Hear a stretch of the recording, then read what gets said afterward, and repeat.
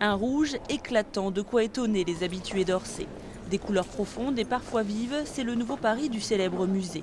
La principale prouesse technique de cette rénovation, le pavillon Hamon, entièrement refondé par l'architecte Dominique Brard.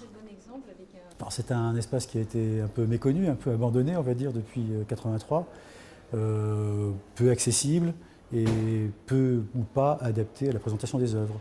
Donc en fait, il s'agit pour nous de transformer un espace qui n'existait pas, un espace qui existe vraiment, et de vraies salles de musée qui soient entièrement ouvertes sur le reste du musée.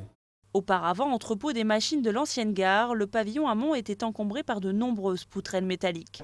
Il gagne dorénavant 2500 m² d'exposition, avec au rez-de-chaussée de quoi attirer les visiteurs pour la plus grande fierté du président du musée. Il y aura au rez-de-chaussée une présentation des Grands Courbets. Les Grands Courbets sont l'atelier du peintre, l'enterrement à Ornans, les tableaux les plus célèbres de Courbet, mais qui ont eu l'infortune d'être placés dans une des salles les moins bien éclairées du monde. Des Courbets monumentaux qui sont actuellement en cours de réaccrochage pour que tout soit prêt le 20 octobre, jour de la réouverture au public. Dans les autres étages, place à des collections qui n'étaient pas entièrement exposées faute d'espace, celles des arts décoratifs et des peintres nabis, le tout dans un décor chaleureux et intimiste qui recrée l'ambiance des salons du 19e siècle. Enfin, une autre surprise attend le visiteur au 5e étage.